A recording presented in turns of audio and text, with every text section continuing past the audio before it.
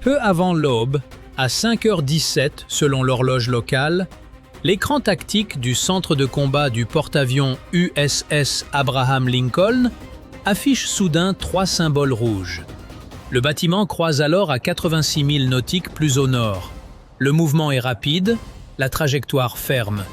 Le premier contact évolue à 24 000 pieds d'altitude. Les deux autres volent plus bas, descendant depuis 12 000 pieds et s'écartant au-dessus de la surface sombre de la mer d'Arabie. Pendant 3 secondes, personne ne prononce un mot. Puis, l'avion de guet aérien Hawkeye E-2D, en orbite au nord-est du porte-avions, transmet ses données d'identification. À bord, Lincoln reçoit le message « Hawkeye 6-1, 3 appareils tactiques, aucune identification amie, cap 185, vitesse en augmentation ». L'officier tactique se penche vers son écran. La configuration évolue. Le contact est se déporte de 10 degrés vers la gauche. Le contact ouest vire à droite. Le troisième appareil reste en retrait, plus haut, filant droit vers le cœur du groupe aéronaval américain. Ce n'est pas une formation de patrouille, c'est une géométrie d'attaque. 70 000 en avant du porte-avions, 2 chasseurs FA-18, Super Hornet, achèvent leur mission de patrouille aérienne de combat. Leur niveau de carburant est déjà inférieur à ce qu'exigerait une interception prolongée. Les 2 appareils s'apprêtent à regagner le pont quand un signal aigu retentit dans le cockpit du pilote de tête. Son détecteur d'alerte radar capte un balayage venu du nord. Puis un second signal survient. Le faisceau se resserre.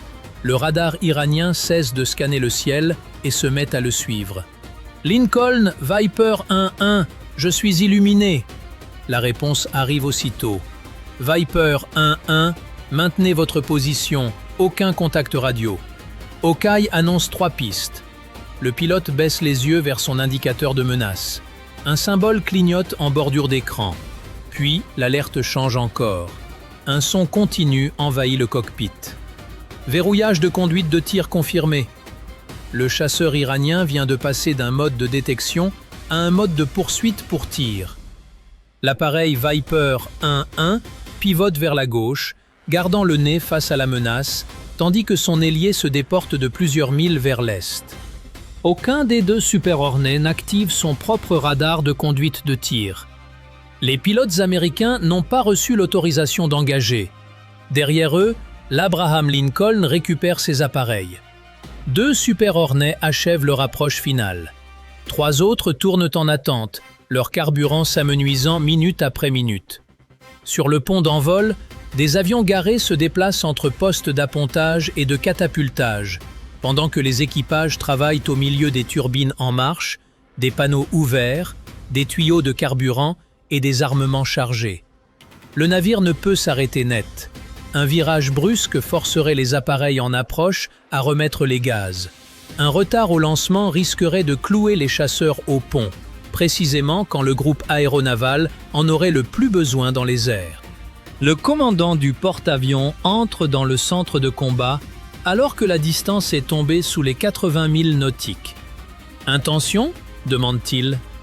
L'officier tactique, sans quitter l'écran des yeux, répond « 2 contacts se séparant est et ouest, un 3e maintenant l'altitude. Notre patrouille est illuminée par un radar de conduite de tir. Une réponse radio? Aucune. Les officiers observent les 3 traces. L'ordre tombe. Maintenir le cap. Relever l'état d'alerte de tout le groupe. Lancer des chasseurs supplémentaires. La consigne circule à bord.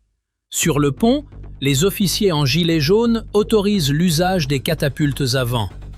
Une paire de Super Hornet est retirée de la file de lancement et repositionnée. Les équipes en gilet rouge procèdent à une dernière inspection visuelle sous les ailes.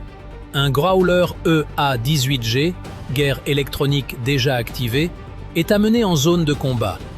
Dans les fonds, les portes étanches sont verrouillées. Les équipes de lutte contre les avaries vérifient les appareils respiratoires, les lances à incendie et les caissons de réparation. Côté est du dispositif, un destroyer de classe Harley Burke modifie sa route pour élargir le périmètre défensif du porte-avions. Un autre bâtiment d'escorte se déplace vers l'ouest, augmentant l'écart entre les navires afin que radars et systèmes de missiles surveillent des couloirs d'approche distincts. Tous les capteurs du groupe pointent désormais vers le nord. Le Hawkeye met à jour l'image. Bandit 1 descend. Bandit 2 vire à l'est. Bandit 3 se maintient. Les 3 appareils iraniens reçoivent des désignations tactiques. Bandit 1 est celui venu de l'ouest, désormais en piqué vers la mer. Bandit 2 fonce droit vers la patrouille américaine. Bandit 3 reste en retrait, à haute altitude, son émission radar plus puissante et plus régulière que celle des 2 autres. Le dessin de cette formation commence à se dévoiler. Bandit 2 détourne l'attention des chasseurs loin du centre. Bandit 1 exploite la surface de la mer pour réduire sa portée de détection. Bandit 3 maintient l'image radar de l'ensemble du dispositif pour les 2 autres. Distance 71 000 nautiques. Viper 1-1 vire de 5 degrés vers le nord et transmet sur la fréquence internationale de détresse. Appareils militaires iraniens. Ici, un avion de la marine américaine opérant au sein d'un groupe aéronaval en espace aérien international. Changez immédiatement de cap. Silence radio. L'avertissement est répété. Toujours rien. Bandit 2 accélère. La vitesse de rapprochement dépasse les 900 nœuds. Dans le cockpit de Viper 1-1, l'alerte radar reste constante. Les mains du pilote immobiles sur les commandes. Le pilote iranien cherche visiblement à provoquer une réaction, à pousser l'Américain à virer le premier, à activer son radar ou à révéler la position exacte de la défense aérienne du porte-avions. Viper 1-1 maintient sa trajectoire. À 64 000, Bandit 1 descend sous les 1000 pieds. Sa trace vacille, disparaît un instant dans le fouillis radar créé par la mer agitée. L'équipage du Hawkeye ajuste ses réglages et rétablit le contact 8 secondes plus tard. L'appareil se trouve désormais plus à l'ouest et plus bas qu'auparavant. Bandit 1 tente de se dissimuler dans le relief.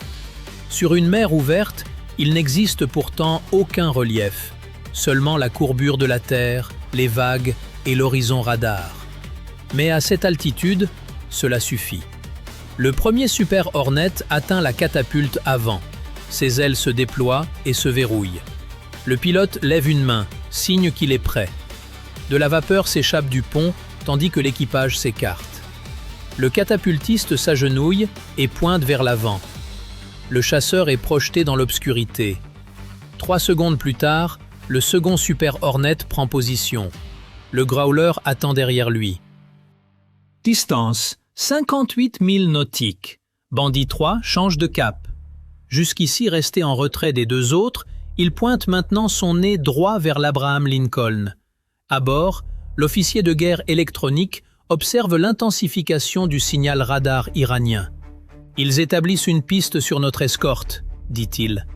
Masse centrale négative. Ils cherchent le porte-avions. Le commandant ne bouge pas. « Continuez de collecter », ordonne-t-il. Les Américains voient l'attaque se dessiner, mais les 3 appareils iraniens n'ont encore franchi aucune ligne rouge. Aucune arme confirmée n'a été employée. Aucun n'est entré dans la zone défensive rapprochée. Le groupe reste sous stricte discipline de tir.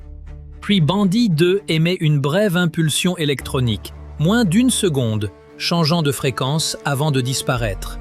Le Hawkeye la détecte. Le Growler aussi, en s'écartant du porte-avions. Impossible de dire immédiatement s'il s'agit d'une mise à jour radar, d'un ordre transmis ou d'un guidage d'armement. 4 secondes plus tard, quelque chose se détache de l'aile gauche de Bandit 2. L'objet plonge brièvement, puis accélère. Sa signature radar est faible, mais sa vitesse croît rapidement. Sa trajectoire s'oriente plein sud, droit vers le groupe aéronaval. Dans le centre de combat, le symbole passe du blanc au jaune, puis du jaune au rouge. « Arme possible en approche », annonce-t-on. L'officier tactique vérifie la trajectoire projetée. L'objet ne vise ni les 2 Super Hornet, ni les destroyers. Sa route croise la position prévue de l'Abraham Lincoln, temps avant impact sur le porte-avions affiché. L'officier d'armement observe le compte à rebours apparaître près de la piste. 6 minutes. Dans tout le groupe, les silos de missiles s'activent. Les radars passent en mode d'engagement, les systèmes de défense rapprochés commencent à balayer l'horizon nord. Le premier objet entrant pénètre en zone de combat et les 3 chasseurs iraniens poursuivent leur progression. À 5h46 et 9 secondes, heure locale, l'objet non identifié franchit la barre des 50 000 nautiques du porte-avions. La descente se poursuit. Altitude 180 pieds, vitesse en hausse. La trace apparaît, se dissout dans le fouillis de mer, puis réapparaît quelques milles plus près. À chaque réapparition, les ordinateurs du groupe recalculent sa trajectoire à partir du dernier point confirmé. La ligne de tir estimée demeure inchangée, pointant droit sur le porte-avions. Dans le centre de combat, l'officier de veille suit le compte à rebours près du symbole rouge. 5 minutes 28 secondes. Le Hawkeye, toujours en orbite au nord-est, tente de classifier l'objet à partir de son profil radar. L'écho est trop petit pour un avion, trop rapide pour un drone conventionnel. Pas de transpondeur, pas de communication radio. Et malgré les avertissements répétés des Américains, rien ne change. Classification établie, arme probable à guidage furtif tirée depuis un aéronef. Cela suffit. L'ordre vient du commandant, alerte générale de combat. Le signal se propage à travers tout le porte-avions sous forme d'une impulsion électronique montante. Les marins quittent les coursives pour rejoindre leur poste de combat désigné. Des portes en acier se referment entre les compartiments. Les casiers ouverts sont sécurisés. Les équipes anti-incendie enfilent cagoules, gants et appareils respiratoires. Sur le pont d'envol, la situation devient encore plus délicate. 2 Super Hornets sont déjà en approche d'appontage. Un 3e se trouve à moins de 3 minutes de son seuil critique de carburant. Impossible de dégager le pont sans les récupérer, mais le porte-avions ne peut plus se permettre d'être prévisible avec une arme potentiellement hostile en approche. La décision revient au commandant de l'aviation embarquée.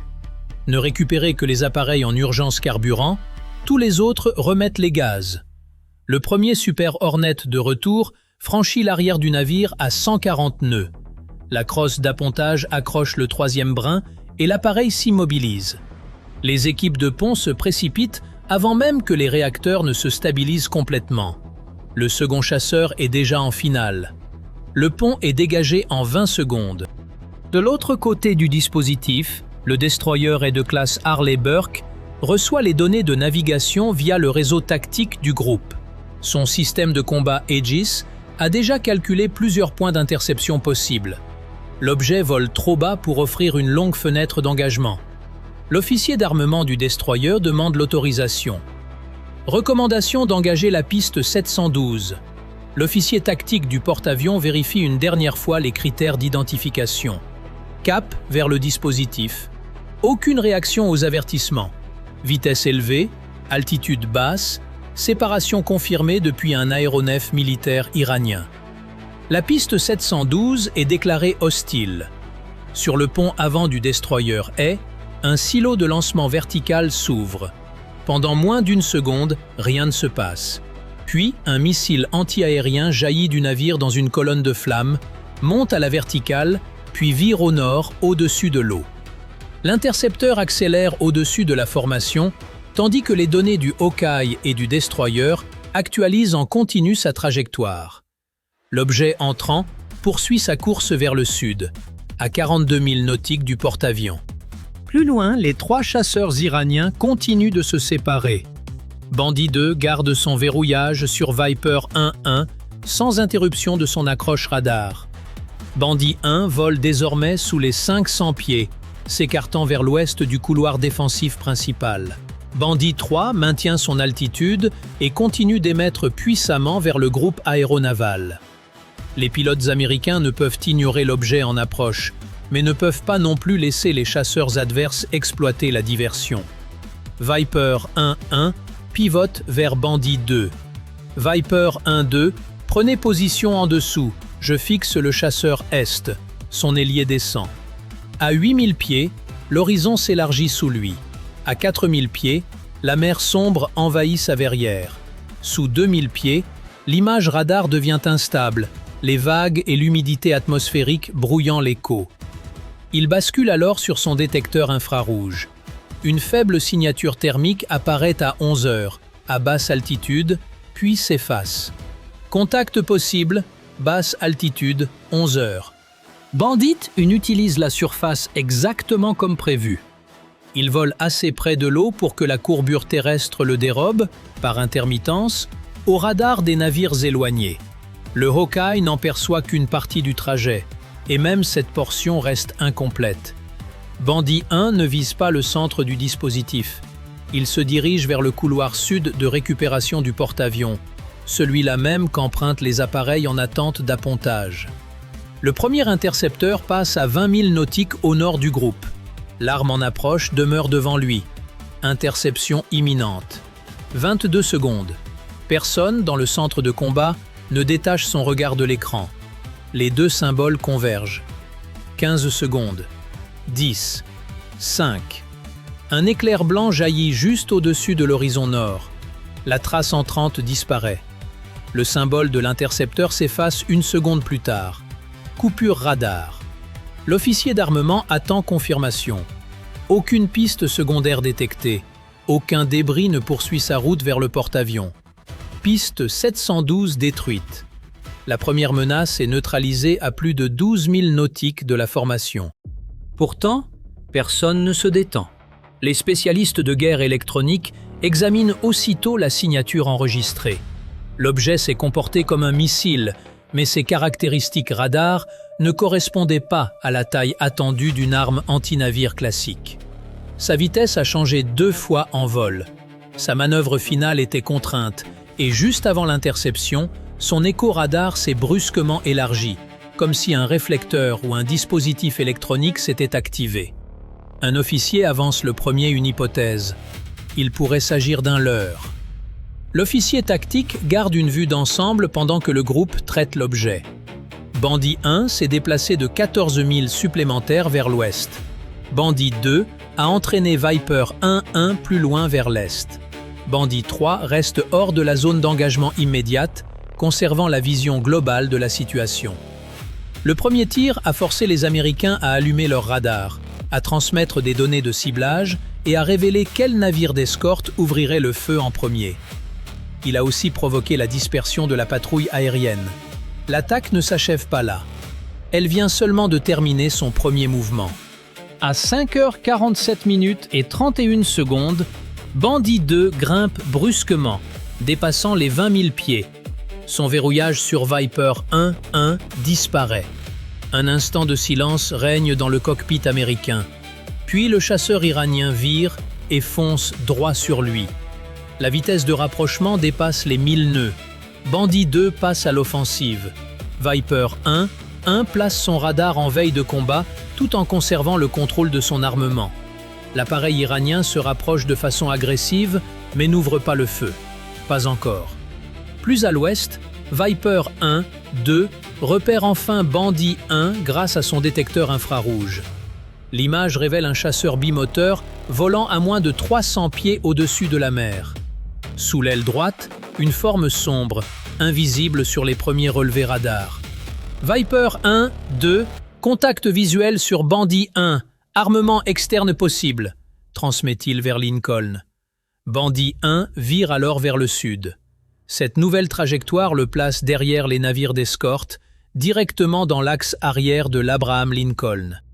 Le commandant de l'aviation embarquée redirige aussitôt tous les appareils en approche. À tous les avions, interrompez l'appontage, virez à l'est, dégagez l'axe du porte-avions. 3 chasseurs américains s'écartent du couloir d'atterrissage. L'un d'eux est déjà en dessous de son seuil critique de carburant, avec assez pour une dernière boucle, après quoi il devra se poser quelle que soit la menace. Bandit 3 entame sa descente. Bandit 2 poursuit sa route vers Viper 1-1. Bandit 1 accélère au ras de l'eau. Pour la première fois, les 3 appareils iraniens convergent simultanément vers le groupe aéronaval.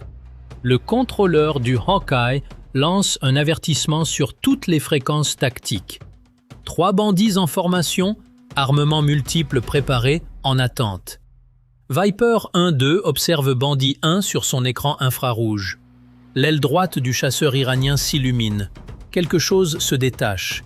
L'objet plonge vers l'eau, se stabilise et accélère vers le sud. Cette fois, aucun doute sur le point de largage, aucun doute sur sa direction. La nouvelle trajectoire apparaît à 38 000 nautiques du porte-avions, projetée pour passer au-dessus de la poupe et traverser le pont d'envol en son centre. Une deuxième arme se dirige vers l'Abraham Lincoln. Le dernier Super Hornet, à court de carburant critique, se pose dans un concert de sirènes d'alerte résonnant sur le pont. Le brin l'accroche, l'appareil s'immobilise.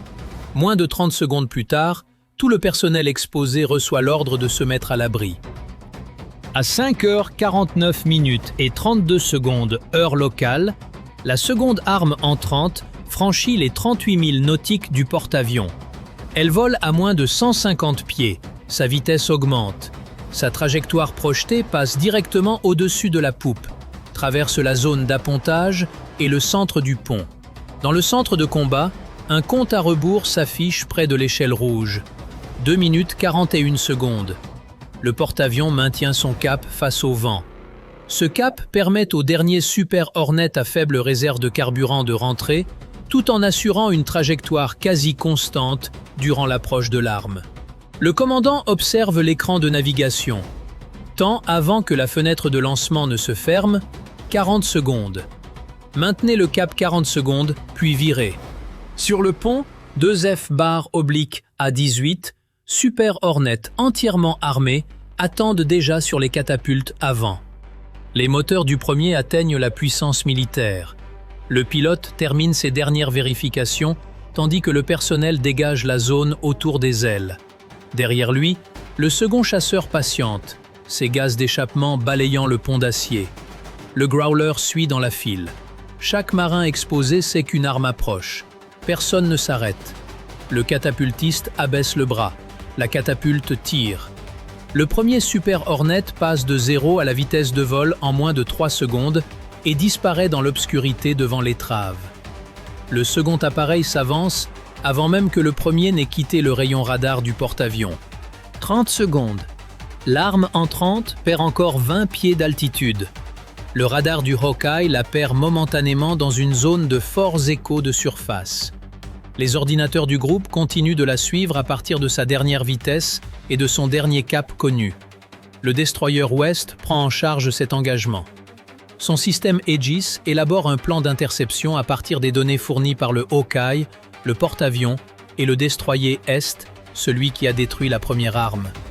La cible réapparaît à 29 000 nautiques, toujours en route vers le sud. Le destroyer engage. Un second missile défensif s'élève du silo vertical, vire vers l'ouest et amorce sa descente vers la mer, fonçant vers sa cible. Sur le porte-avions, le second Super Hornet atteint sa puissance de lancement.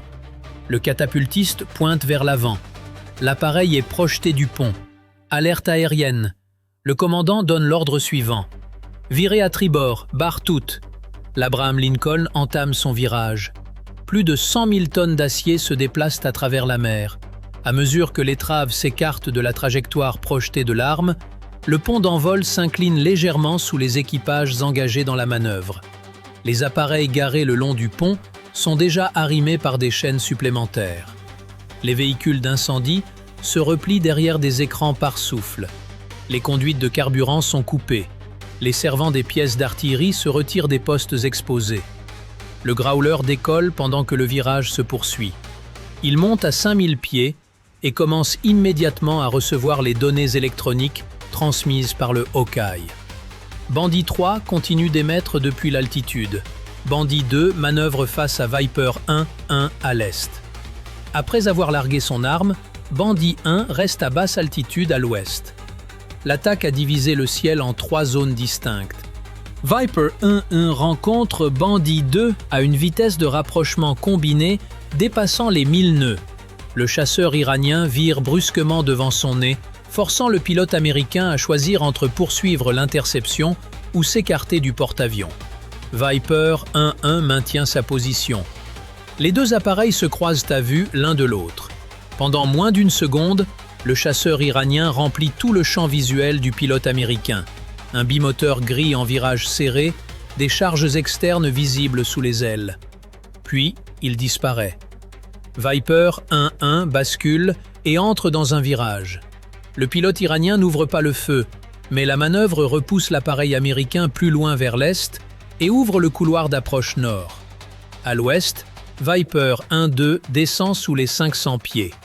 Bandit 1 devient visible sur son capteur infrarouge, glissant presque à l'horizontale au ras de l'eau.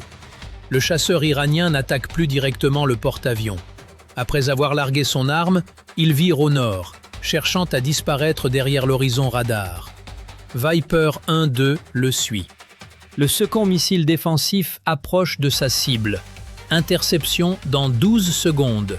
Le centre de combat retient son souffle, hormis les annonces de piste. Les deux symboles se rapprochent en synchronisation. 8 secondes, 5. Puis, le missile défensif dépasse le point d'interception calculé. L'image de l'arme entrante persiste à l'écran. Pas de destruction. La cible a manœuvré. Dans les toutes dernières secondes, l'objet a changé de direction, virant de quelques degrés vers l'est et perdant de l'altitude. Impossible de savoir si cette manœuvre était programmée ou commandée par Bandit 3. La première barrière défensive a échoué.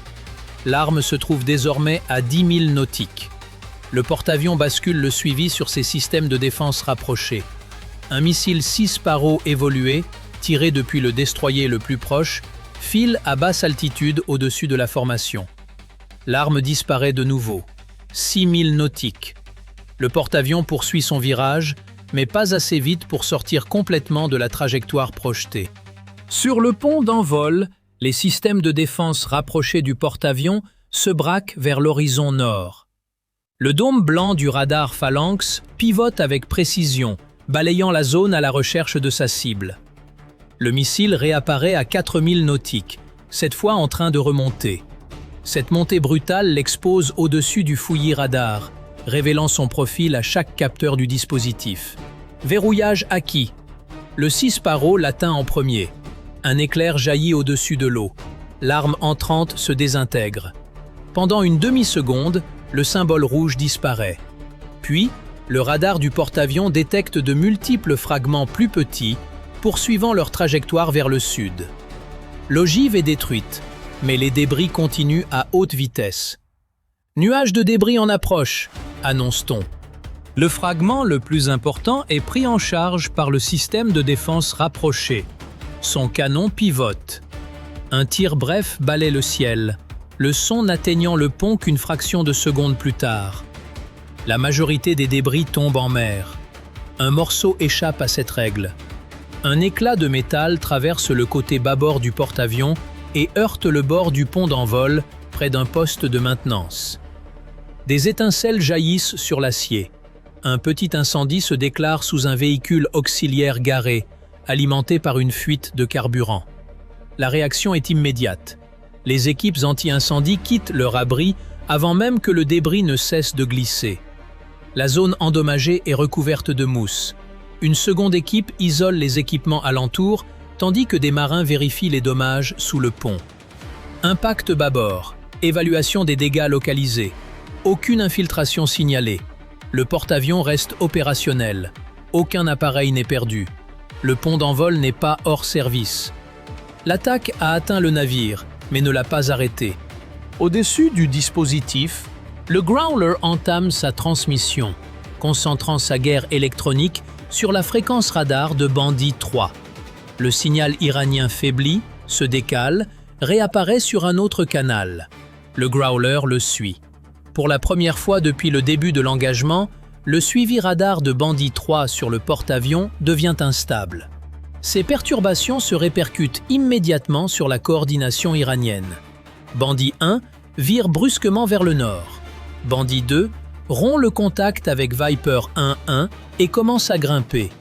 Les trois appareils opéraient jusque-là sur une image tactique commune. Une fois Bandit 3 brouillé, cette image commence à s'effondrer. Les Super Hornet récemment lancés entrent en jeu depuis le sud. L'un grimpe vers Bandit 2, l'autre file vers l'ouest, vers le couloir de fuite de Bandit 1. La formation américaine se resserre autour d'eux. Dans le centre de combat, l'affichage tactique évolue. Les chasseurs iraniens ne progressent plus ensemble. Bandit 1 adopte une posture défensive. Bandit 2 est isolé. Bandit 3 reste le seul appareil poursuivant sa route directe vers le porte-avions. Distance 29 000 nautiques. L'officier de guerre électronique observe le signal radar iranien revenir en pleine puissance pendant moins de 2 secondes. Cette fois, ce n'est plus un balayage. La cible est unique, l'Abraham Lincoln. Un signal de conduite de tir apparaît dans les récepteurs du groupe, indiquant un verrouillage d'armement. L'officier tactique se tourne vers le commandant. Bandit 3 a verrouillé le porte-avions. Confirmez les intentions hostiles. Confirmé. Le commandant regarde le symbole rouge filer vers le sud. Autorisez l'engagement sur tout le réseau de combat. L'ordre est transmis. Bandit 3 franchit la ligne critique à 5h52, heure locale, se trouvant alors à 29 000 nautiques de l'Abraham Lincoln. Son radar continue de verrouiller le porte-avions, un signal étroit, continu, suffisamment puissant pour correspondre à la définition d'intention hostile retenue par le groupe. Dans le centre de combat, le commandant donne l'ordre. Autorisation d'engagement contre tout appareil hostile confirmée. L'autorisation se propage instantanément sur le réseau de combat. Les 4 Super Hornet la reçoivent. Le Growler la reçoit. Les destroyers d'escorte la reçoivent. Mais personne ne tire encore. Pas encore. Le groupe aéronaval est déjà passé de la défense au contrôle de la situation. Bandit 1 recule vers le nord à basse altitude. Bandit 2 grimpe vers l'est, ayant rompu le contact avec Viper 1-1. Bandit 3 poursuit son approche, désormais coupé des appareils qui couvraient ses flancs. Plutôt que d'employer tout leur arsenal d'un coup, les Américains choisissent une option plus fine. Séparer les chasseurs iraniens, leur couper toute voie de retraite et forcer chaque appareil à agir seul. Le contrôleur du Hawkeye répartit les positions. Viper 1-1, tenez le blocage est. Viper 1-2, maintenez la pression sur Bandit 1. Nuit 21, montez en couverture haute. Nuit 22, prenez l'ouest et coupez le couloir nord. Les 4 Super Hornet prennent position. Nuit 21, grimpe au-dessus de 25 000 pieds, d'où il peut observer Bandit 2 sans entrer dans le champ de son radar.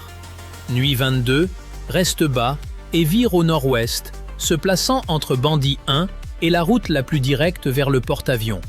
Viper 1-1 tient sa position à l'est. Viper 1-2 reste derrière Bandit 1.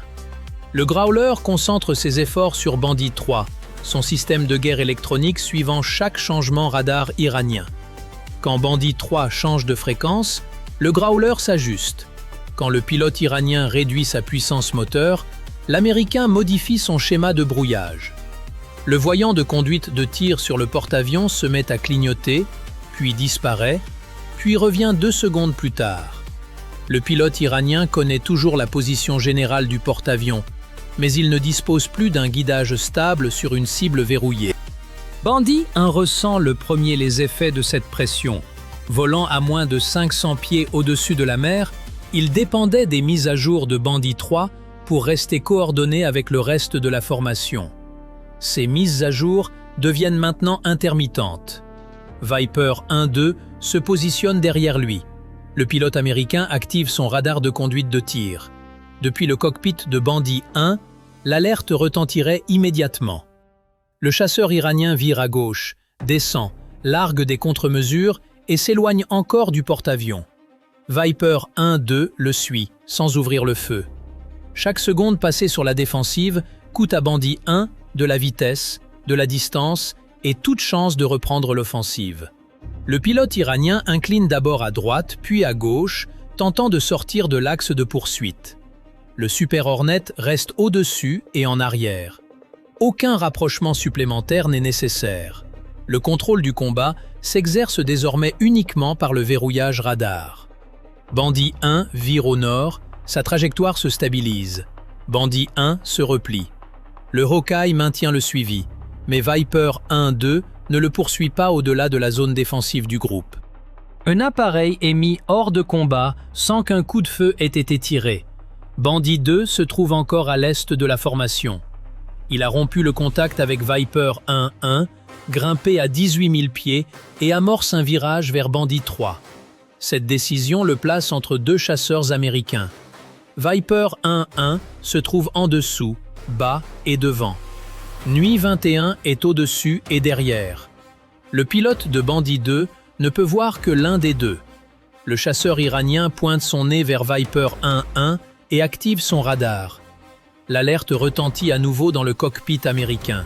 Bandit 2 m'a verrouillé. Lui 21 est déjà en position de tir. Le contrôleur du Hawkeye vérifie la géométrie. Bandit 2 se dirige vers le porte-avions. Son radar est en mode de conduite de tir. L'appareil a déjà participé à l'attaque initiale. Nuit 21. Bandit 2 déclaré hostile. Le système d'armement du Super Hornet finalise la solution de tir. Nuit 21. Fox 3. Un missile air-air quitte le rail et accélère. Bandit 2 réagit en quelques secondes. Son verrouillage sur Viper 1-1 disparaît. Le chasseur iranien vire brutalement vers l'est et déploie une série de contre-mesures. Le missile ajuste sa trajectoire. Bandit 2 poursuit sa descente. Le pilote tente de créer de la distance, de l'angle, d'intercaler du brouillage électronique entre son appareil et l'intercepteur. Mais cette manœuvre l'éloigne davantage de Bandit 3 et du porte-avions. Le ciel s'embrase à l'est du dispositif. Le signal radar de Bandit 2 se fragmente en plusieurs contacts plus petits. Une seconde plus tard, la trace principale amorce une chute rapide. Bandit 2 touché. Aucun autre tir d'arme n'est relevé de sa part. L'équipage du Hawkeye continue de surveiller l'objet en chute. Vers 9000 pieds, un objet plus petit apparaît derrière lui. Puis, un parachute s'ouvre. Éjection possible, marquez la position. Le groupe aéronaval enregistre les coordonnées pour d'éventuelles opérations de recherche et sauvetage ultérieures. Il n'y a pas de temps pour autre chose. Bandit 3 continue son approche. Distance 22 000 nautiques. Le Growler poursuit son brouillage, mais l'appareil iranien compense en descendant, une altitude plus basse pouvant réduire l'efficacité de certains capteurs et compliquer le suivi en phase finale. Nuit 22 vire vers lui depuis l'ouest. Viper 1-1 se rapproche depuis l'est. Le troisième Super Hornet, tout juste catapulté depuis l'Abraham Lincoln, se place directement sur la trajectoire de Bandit 3. Le pilote américain transmet sur la fréquence de détresse. Appareil iranien, virez immédiatement au nord. Vous approchez d'un porte-avions américain en posture hostile. Aucune réponse. Bandit 3 poursuit sa course vers le sud. 18 000 nautiques. Le chasseur qui le précède active son radar. Bandit 3 répond par un nouveau verrouillage de conduite de tir. Les deux appareils se font désormais face directement. Mais le pilote iranien ne surveille que le chasseur devant lui. Derrière, après son engagement contre Bandit 2, Nuit 21 a redescendu son altitude. Il se rapproche maintenant par le nord, guidé par les données de ciblage du Hawkeye, son propre radar restant silencieux. Le piège se referme. Devant Bandit 3 se trouve un chasseur américain. Derrière, un second. Le Growler contrôle l'espace électromagnétique à l'ouest. Plus bas, deux destroyers ont leur système de missiles déployé. Et l'Abraham Lincoln a déjà terminé son virage, se retrouvant hors de la ligne d'attaque initiale. 14 000 nautiques. Le chasseur américain devant transmet un dernier avertissement. Virez au nord maintenant. Bandit 3 ne vire pas. Son aile droite s'abaisse à la place. Un objet sombre se détache de l'appareil, tombe verticalement pendant moins d'une seconde, puis son moteur s'allume. La nouvelle arme vire vers le sud et descend vers la mer. Le Hawkeye repère aussitôt ce tir. Nouvelle arme lancée, en approche. Au même instant, Nuit 21 active son radar derrière Bandit 3. Le chasseur iranien se retrouve verrouillé par l'arrière. L'autorisation d'engagement est déjà en vigueur. Nuit 21, autorisation d'engagement reçue. Fox 3. Le missile américain quitte le rail. Désormais, deux armes évoluent dans le même espace aérien. L'une descend vers l'Abraham Lincoln. L'autre se dirige vers le chasseur iranien qui vient de la tirer. Dans le centre de combat, deux comptes à rebours rouges s'affichent côte à côte. Personne ne détourne le regard. À 5h54 et 6 secondes, heure locale, les deux objets filent vers le sud à travers la même portion de ciel. Le premier tir, lancé depuis Bandit 3, descend en direction de l'Abraham Lincoln. Le second, lancé par Nuit 21, se rapproche du chasseur iranien par l'arrière. Dans le centre de combat, un compte à rebours distinct s'affiche pour chacune des deux traces. L'arme iranienne se trouve à 12 000 nautiques du porte-avions. Le missile américain est à moins de 20 secondes de Bandit 3.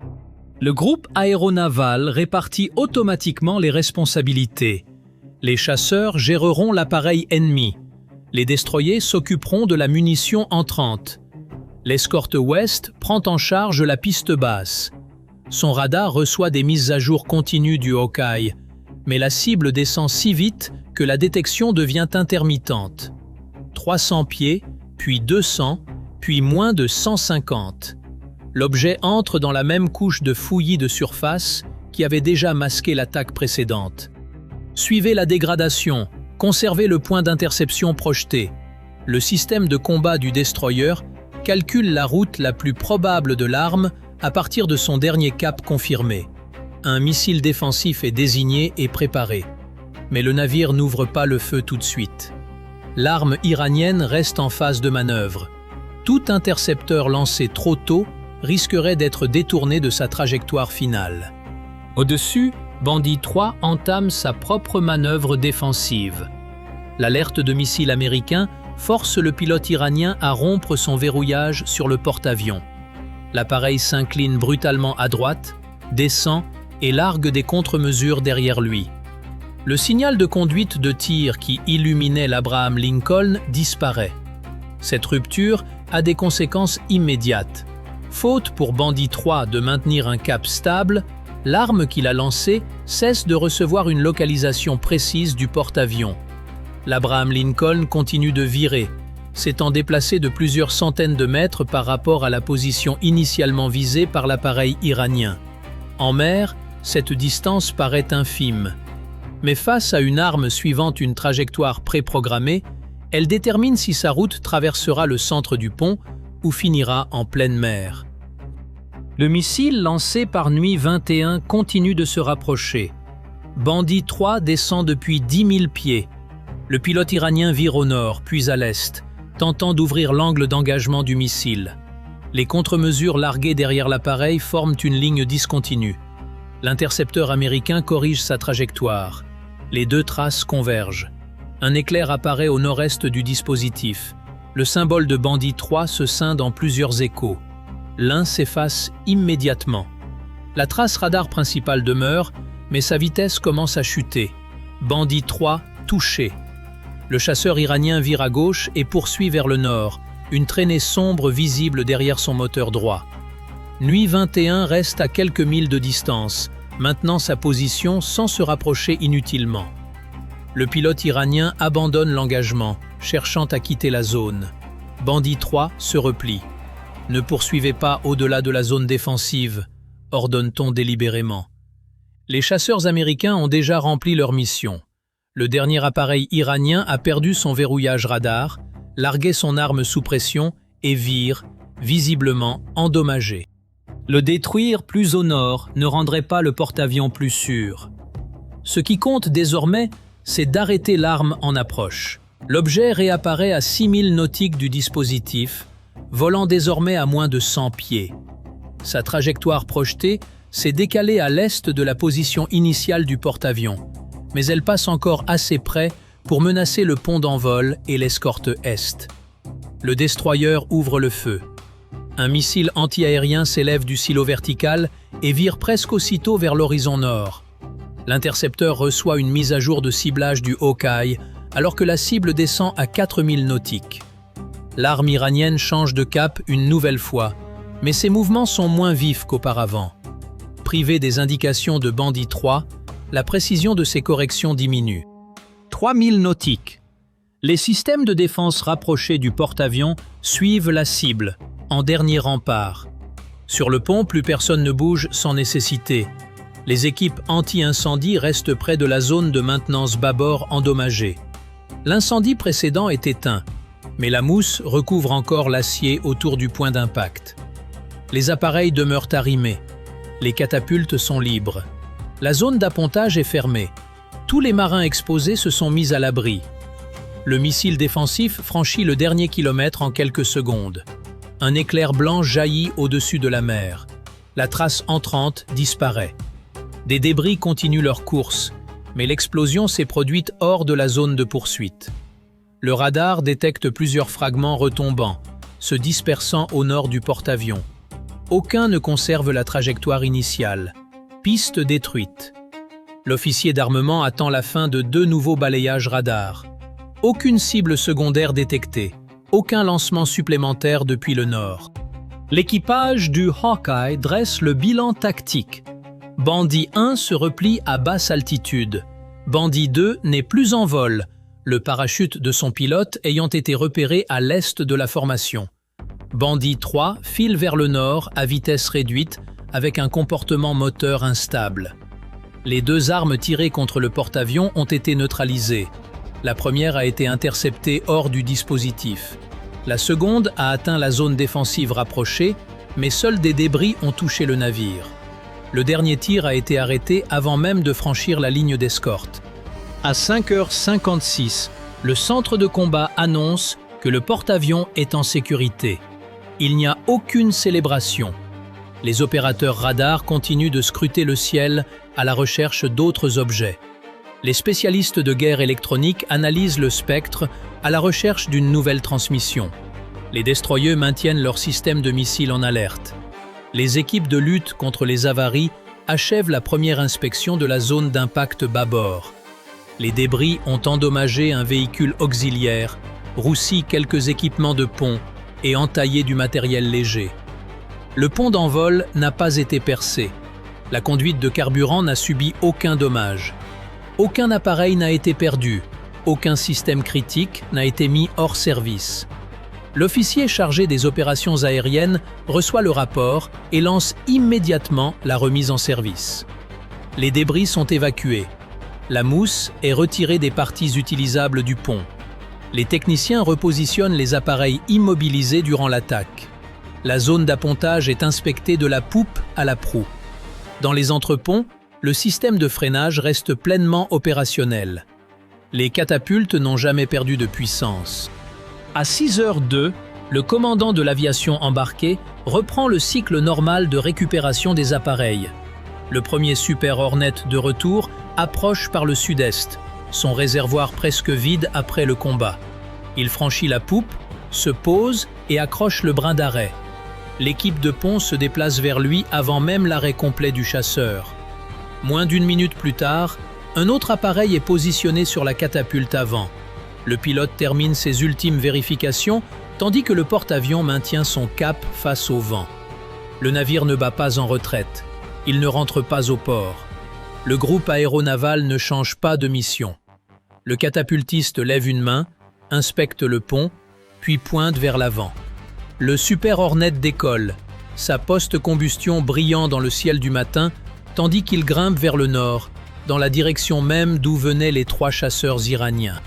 L'attaque aura duré moins de 15 minutes. En ce court laps de temps, le groupe aéronaval aura détecté 3 appareils, neutralisé 3 axes d'attaque distincts, intercepté plusieurs menaces aériennes, mené un combat électronique actif et repris ses opérations aériennes normales. Les pilotes iraniens semblaient viser un seul navire, mais l'Abraham Lincoln n'a jamais été seul. Le Hawkeye a vu la formation se dessiner au-delà de l'horizon. Le Growler a désorganisé le réseau radar adverse. Les Super Hornets ont isolé chacun des 3 chasseurs, un par un. Les destroyers ont dressé autour du porte-avions des lignes défensives successives. Et des milliers de marins ont maintenu en état de marche le pont d'envol, les salles des machines, les systèmes d'armement et tout le réseau de défense du navire pendant que durait l'assaut. À 6h07, le porte-avions reprend sa route initiale. Le dernier signal radar iranien s'efface de l'écran tactique. Le ciel du nord redevient dégagé. 3 chasseurs avaient convergé depuis 3 directions, misant sur la basse altitude, la coordination électronique et des manœuvres de diversion pour frapper un porte-avions américain. Ils avaient franchi la dernière ligne, puis tout le réseau de combat avait répondu. Bandit 1 avait été contraint de se replier. Bandit 2 avait été mis hors de combat. Bandit 3 s'était retiré, endommagé. Toutes les armes lancées avaient été neutralisées. Et sous les appareils qui rentraient un à un, l'Abraham Lincoln continuait de fendre la mer d'Arabie, pleinement opérationnelle. On peut se demander, en écoutant se dérouler ces 14 minutes où rien n'a jamais vraiment cessé de tourner à bord, ce que chacun aurait fait à la place de ces jeunes pilotes forcés d'encaisser une provocation sans tirer les premiers, ou à la place de ce commandant qui devait choisir, en quelques secondes, entre protéger ses hommes en approche et rester imprévisible face à la menace. Certains diront que la retenue affichée jusqu'au dernier moment relevait du sang-froid le plus élémentaire. D'autres, que la ligne entre prudence et danger réel devient terriblement mince quand des vies sont en jeu à chaque seconde qui passe. Ce sont des dilemmes qui, une fois qu'on les a suivis minute par minute, ne se referment pas facilement une fois l'histoire terminée.